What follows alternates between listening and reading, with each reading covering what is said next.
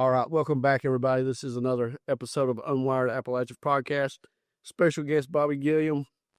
We're going to talk some football today. After Sunday, worst case for a Bengals fan. Joe Burrow's toes, a big discussion. If you read the News Express, you saw our headline say it ain't so. No.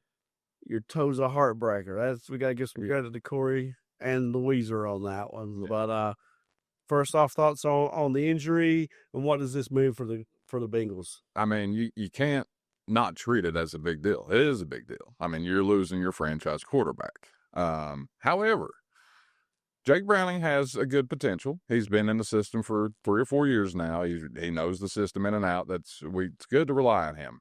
Our question is, who's going to back him up in the meantime? You know, Burrow, they say, could be out 3 months. Could even be the season. You don't know with turf toe. I've seen it ruin Deion Sanders' career. Seen it ruin Julio Jones' career. It can end anybody's career if it's not treated right. So we'll have to see how he recovers from that. But a lot of questions for the Bengals. A lot of questions. With Jake Browning, I think the good thing is he came in and he actually played really well when he came in. I know you people are going to say the interceptions, but still, if you're down, you got to try to make plays. Game-winning drive. What does that say off the get-go? This guy is not really fazed by that, I don't think. I think he's more ready to play than a lot of backup. Right, yeah. And I don't know if that's just Joe Burrow rubbing off on him, just giving him some of the Joe Cool factor, but he seemed very calm, and he led that drive perfectly at the end of the game. So, ran the clock down. It was really good. I mean, it was what you want from an NFL quarterback. Going back to the injury a little bit, you hear a lot of people saying offensive line. That's got to play a part in it. They get there. He was under duress. Yes. Then you hear people saying schemes. Their schemes are too long. Yeah. He's under shotgun too much. Then you hear some people say it's coaching. I think it can be all three. I think that's a little bit of all. What is your opinion on why that happened? Because since day one, he's been under duress since he's been a Bengal. Yeah. The O-line's, it's nothing new. As a Bengals fan, you know that's been an issue. However, they can't take all the blame. Coaching definitely has to get some of this blame. Joe Burrow has to take some of this blame. He holds on to that ball a little too long most of the time. And now we're seeing what happens when you do that. But the coaching, you're not helping your team out. Why they got away from running the ball was beyond me. They did it the first quarter of the first game and almost abandoned it since. They were eating people with that run game. Eat them again. Let the run game help the passing game in this case. To me, why I put some of the blame on the coaching is they have everything schemed out for the first series. First series usually goes pretty well. Yeah. Usually things fall apart because you're not getting your quick hit. It's almost like you don't know what you're going to do next. Yeah. Instead of having an ideal of how you're going to attack the defense. To me, the more you play, you should have a better understanding. I don't know if that's fair to put all on Zach Taylor or what, but what's your take on that? Because I think, we watch it so much, we can see those little things. Well, with Zach Taylor, the thing that's kind of drove me crazy, and I've been one of his bigger supporters, I'll defend him in a lot of cases. However, I feel like he gets in the middle of a game and wants to try stuff. It's like practice is where you try stuff. The game is where you execute stuff that you're good at and can execute. It's just like he's just throwing caution to the wind. We'll try it this down. There's 3 and out, and we wasted a whole set of downs for that. There's no need for that. You do that in practice, and if you can't run it in practice, don't run it in the game. Going back to the offensive line and their part in this injury, because national media, they're paying Joe Burrow all this money, but they're not paying offensive line. It's kind of not really true when you look at what the Bengals have done. Spend a high draft pick on Amari Smith. Go out and sign Orlando Brown Jr. to a pretty big contract. You get Ted Karras to bring him in. You bring Kappa, bring him in. He doesn't work out, so you replace him, get a rookie who seems to be playing pretty good. Yeah. What's your thoughts on this offensive line overall? Because at times they look really good. Well, the thing when it comes to offensive line, everybody wants to give the Bengals down the road. However, if you look across the NFL, there's only 2 good offensive lines out there. And saying that they're good, they don't always stop everything either. But it's easy to pick on the Bengals because you're not doing enough to help Joe Burrow. They're doing what they can. And the line is, I think, helping. It's just you're not helping the line either from the coaching staff. Yeah. Pound that ball. Let them establish themselves early. Right now, they're just getting taken off, backpedaling the whole time, and it's not a recipe for success. Yeah, going back to the offensive line thing that you were talking about. Also, you mentioned, we were talking earlier, you mentioned the Bucks and how Baker Mayfield is getting all this praise. He's under pressure all the time, too. He's running for his life all the time, too.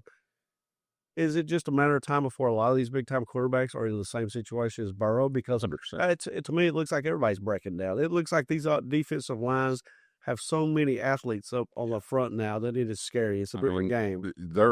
You'll probably see modifications to the rules in the upcoming years because the defensive line has such a dominance right now. I mean, they whip every offensive line. It's not even – it's scary. There's no time to do anything. And, yeah, like you said, guys like Baker Mayfield, they're one hit away from having to sit out months too, I mean, they're taking a lot of hits, but they're getting rid of the ball.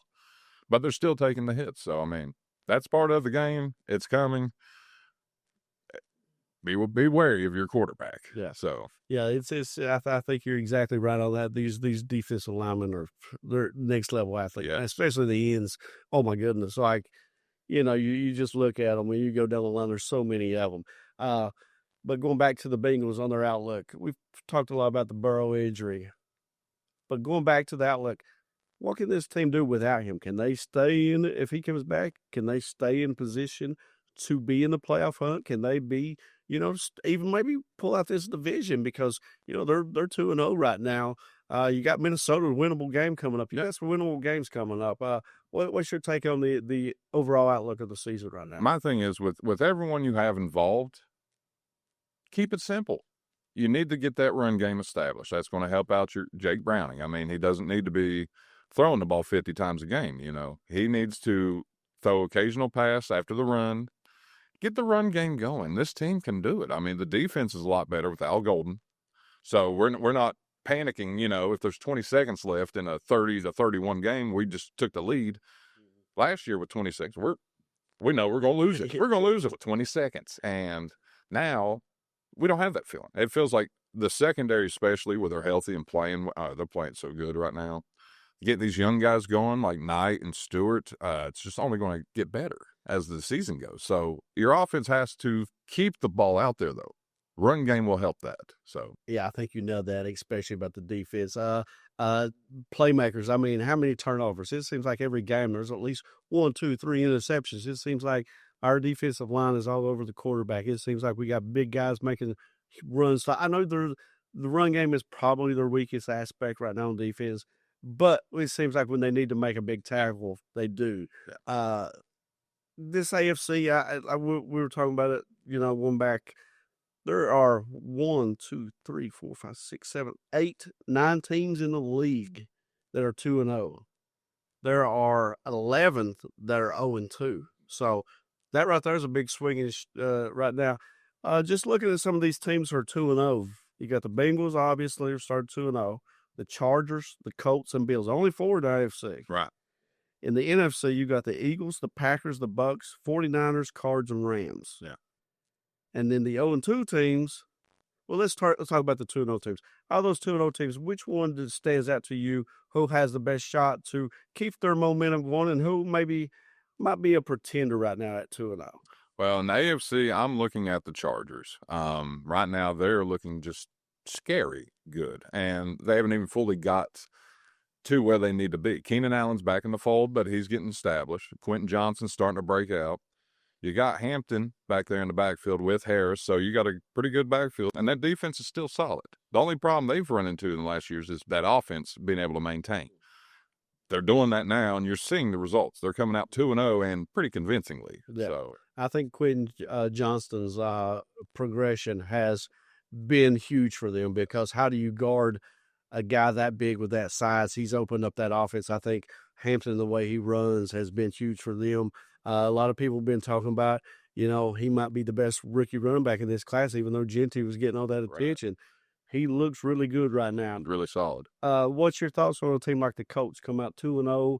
A lot of people before the season not giving them a whole lot of credit, a whole lot of shot to do anything. They're 2-0. Danny Dimes looks like he's playing pretty well. Well, the biggest thing is, as we're UK fans as well. So we got to see Richardson when he was at Florida playing. There was no reason this kid should have drafted or came out when he did. He was not ready. Clearly was not ready. So when they signed Daniel Jones, I was actually pretty excited for the Colts. I was like, that's a good move. You're going to give him, that's one piece they're kind of missing. And now with these first 2 games, like you said, he's taking the pressure off Jonathan Taylor, freeing him up. He can hit Pittman. He's got Tyler Warren at tight end. He's got the weapons, and he's hitting him. And he's finally getting his chance. He wasn't that bad in the Giants. He was just on the Giants, So I think you're starting to see him kind of break out. I don't know if they're not going to be the number 1 seed in the AFC, but there's a good chance this team makes the playoffs. In the NFC, we talked about before the season, the Packers, we both like that team. Yeah. 2-0, they look really scary. A lot of people are saying that could be the best team. Eagles 2-0, Bucks 2-0, 49ers 2-0, Cards, Rams. Out of that bunch, which one do you think is the best out of that 2-0 bunch of the NFC? Out of that bunch, I'm going to have to stick with the Eagles. They've just, until something is done with the tush push, they're almost unstoppable in certain situations. Now, teams should not let them be at the 4th and 1, Yeah. 4th and 2. Try to do better at that, but they are still, like I said, right there above. The Packers, I like. Their receiving core stays hurt so much, they scare me. Yeah. But you could say the same for the Eagles. I mean, A.J. Brown right now has been almost non-existent the first 2 games, and they don't even need him. No. So, both those teams scare me. Anybody in that NFC West before we move on? Honestly, the Rams scare me more than anybody because you have Devontae Adams and Puka. So you got 2 of the top receivers right there. And if Stafford can stay healthy, that defense is going to be fine. Defense has been fine for 10 years. Yeah. It's just whether or not your offense can stay healthy. It looks like they're being a little bit more creative on offense this year as well. So I like that as well. Moving on to the 0-2 teams. When you look at the 0-2 teams in the AFC, the Jets, Dolphins, Browns, Texas, Titans, and Chiefs. One name stands out above the rest, Chiefs. 0-2, just some bad luck to begin the year, tough schedule. What is it? It's probably a little bit of everything. I mean, it's hard to keep the same momentum after you've won or been to 7 AFC title games in a row. I mean, it's just unrealistic to think it's going to last forever. We might be finally starting to see the end of it. Kelsey's getting old. Their receivers are banged up, especially when you take out your only healthy one until Rashee Rice can come back. So they're kind of in a pickle for these first 6 games for sure. The run game's non-existent as well. I mean, Patrick Mahomes is your leading rusher. You got problems. Where does their playmaking come from, I think, is the big question. That's a good question. Hollywood Brown hasn't stood out yet like he should. You got Pacheco on the backfield. He hasn't really turned that corner you're hoping for. You're waiting on Rashee Rice to get back. You were hoping Worthy would have carried you to that point, but your own teammate takes you out. It's hard to do that. And early on the defense is usually their defense is better than what people give them credit for. Yeah. I don't think they've been the same this year. I don't know if that means they're figuring it out or whatever, but that defense has just not been the same either. So a little bit of everything. I don't think that they'll stay undefeated too long. I think they'll be in a playoff mix. Now, whether they're winning their division or not, I don't know. Yeah. It's too early to say. But out of all those, I think that's the one team that doesn't fit. I think the rest of them, not really surprised. Yeah, I mean, Texans would be like the closest to maybe a surprise, but it doesn't shock me they're 0-2 either, Yeah, moving on to the NFC, the 0-2 teams, the Giants, the Bears, the Saints, and the Panthers. Kind of what you expect, right? It's pretty much what you expected. I know everybody was hoping the Bears would take a bigger step forward, and they've had 2 tough matchups to start the season, so I can't write them off yet. The Giants have shown promise. They just haven't played out and win. It's unfortunate. It just feels like it's the Giants. It's like they could be up 37, put up 37 points, and you give up 2 field goals and lose the game. Yeah. So out of that list, I think they're the best team out of that list. Yeah. But the other 3, they could be an argument for the worst record at the end of the year. And it wouldn't shock me if it'd be 83. Now, if Caleb Williams gets it together and starts throwing the ball, they get a little bit of run game, they come together. Maybe it takes Ben Johnson a while. I don't know. Yep. But it could go to the left, too, and they could stay undefeated and not jail. Right. So, either way, I'm not really shocked about the Bears. I think it's kind of too early for them. The rest of them, Saints, there's just not a lot. Not a lot to go by there. And the Panthers, defense wasn't good coming into the season. People were saying they should be better. offense hasn't really improved either. So it's just he was hoping Bryce Young would take that extra step in the third year because he looked good at the end of last season when he got to come back. Just not seeing it yet, So I don't know. Maybe they can get together. Got a big young core there, but you just got to get going. That's a tough conference too there. So it's going to be a tough road for the Saints and Panthers this year. Anything else stand out after the first 2 weeks of the season? I mean, you see teams like Baltimore who dominate a whole game and can still lose. That actually gives me hope, though, for the season because it's going to be a weird season. It's not going to be what everybody expects. It's not going to be the chalk like last year. You just, all the running quarterbacks are going to run over. They'll be good. Bills and Ravens are going to be good. However, they're not unbeatable. They can be beat, and a lot of times they're even their own worst enemies. But yeah, I think so far, if anything that stands out this season, there is not a team without a flaw. Right. Every team has problems somewhere, and that makes it very, very interesting, I think. Yes. Last thing before we go, we'll talk about the Reds really, really quickly. I think they are 3 games back of the wild card. Yeah. They were currently, as we're recording this, up on the card 6-2. Now, whether they held on to the 9th or not, I don't know. But, you got 10 games left. You got 4 with the Cubs, 3 with the Pirates, and 3 with the Brewers. Any chance the Reds sneak into that final wild card spot? They're going to have to do most of that damage before they face the Brewers at the end because Brewers got hot and pretty much stayed hot this year. So the Cubs are also very tough. That's a tough road for Cincy. Now, the bat's got to come alive. It's been a problem all year, really. I mean, the pitching has actually been not too bad.